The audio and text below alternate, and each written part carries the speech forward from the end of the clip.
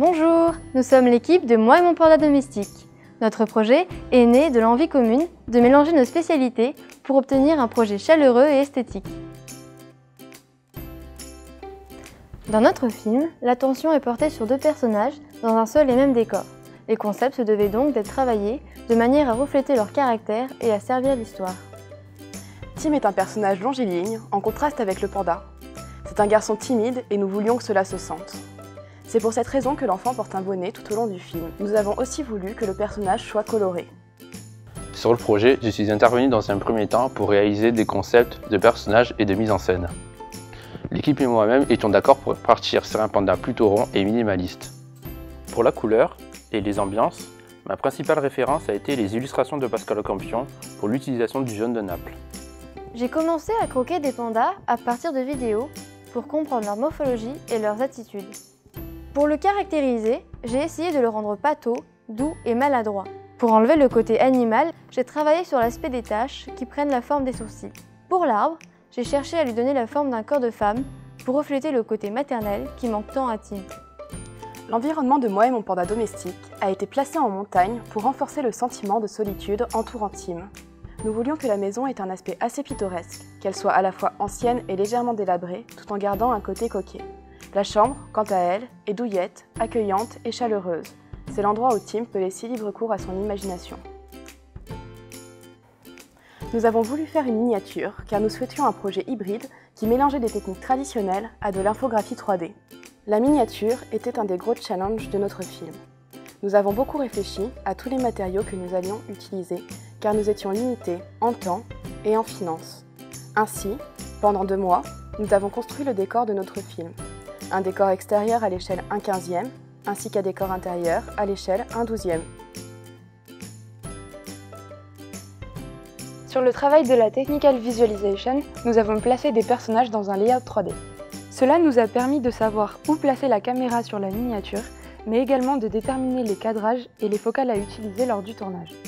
Nous avions une petite équipe afin de faciliter la circulation autour du décor. Pour la lumière, nous avons au préalable mis en place des mood panels d'ambiance et de lumière qui nous ont permis de voir au-delà de la miniature. Dorian et moi-même nous sommes répartis le travail. J'ai modélisé Tim sous Maya, puis suis passée à une phase de sculpt sous ZBrush pour ensuite le texturer pour qu'il soit coloré et contrasté. La difficulté pour le panda était de créer un flux de maillage facilement déformable et de lui donner un côté pâteau et très poilu à travers le sculpt et les textures. Tim est un personnage qui bouge beaucoup tout au long du film. Le setup a donc été un défi, car il a fallu l'adapter tout au long de l'animation. J'ai aussi modélisé des blend shapes d'expression que j'ai ensuite mis en place sur le setup. Le setup du panda a été complexe à réaliser car il fallait qu'il puisse se mettre debout, s'asseoir et monter sur un ballon. De plus, étant un animal tout en rondeur, j'ai dû apporter un soin spécifique aux déformations du corps. J'ai aussi incorporé un skin muscle pour pouvoir ajouter du jiggle sur certaines parties graisseuses. Avec une 50aine de plans, l'animation était très importante sur notre film. Les posings sont travaillés et recherchés en silhouette. Ces posings devaient être beaux et efficaces pour comprendre l'émotion des personnages et l'histoire. Nous travaillons aussi beaucoup à partir de références filmées pour rester sur des mouvements logiques et pour avoir de bonnes intentions. Une autre des difficultés de notre projet était de garder le même style d'animation tout au long de la production.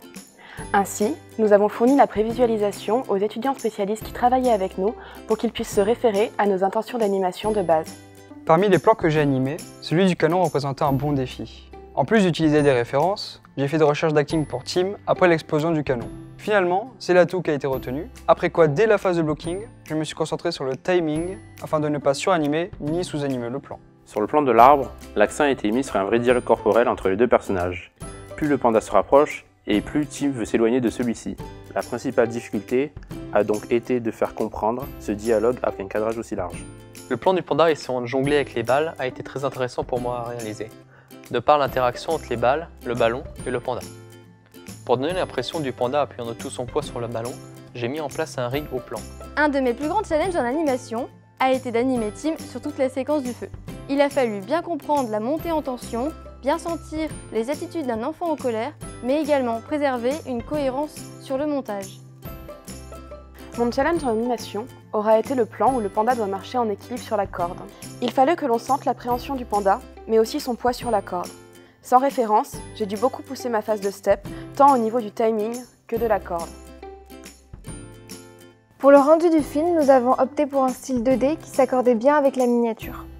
Caterina Esteves, des studios Les Films du Poisson Rouge, nous a permis d'utiliser Mode of Expression, développé par Anaël Segessi. Il permet une grande liberté de création. Nous avons décidé d'en prendre parti pour un bon équilibre entre technique et artistique. C'est-à-dire que par exemple pour Tim, pour le visage, nous avons opté pour un style plus doux qui permettait plus de lisibilité au niveau de l'animation, contrairement aux t-shirts et aux pantalons qui étaient traités d'une manière beaucoup plus dynamique. Pour le panda, j'ai fait des tests de style allant de tout doux à très dynamique. Le groupe a finalement choisi quelque chose de très dynamique qui permettait de mettre en valeur la fourrure du panda. Dans notre workflow, le rendu de base fait sur Mental Ray avait une grosse importance sur le résultat final du Mode of Expression. C'est pour cela que j'ai mis en place des sets de light, mais aussi des scènes types comprenant tous les shadings adaptés pour chaque séquence. Morgane a réalisé le premier matte painting et j'ai pris en charge le second. La difficulté était de les faire évoluer tout au long du film au niveau des ambiances lumineuses. Pour cela, nous nous sommes donc aidés de layout 3D. Afin de garder une cohérence dans les décors, nous avons réalisé des matte paintings réalistes, puis nous les avons traités dans Mode of Expression afin de garder une patte artistique. Au pré-compositing, nous devions préparer les images à être envoyées dans Mode of Expression. Nous devions donc intégrer les personnages et les stock shots dans la miniature et commencer à donner une intention esthétique au plan. Une fois les images passées dans Mode of Expression, nous avons corrigé les problèmes d'alpha, de liseré et quelquefois de flics dus au brush changeant.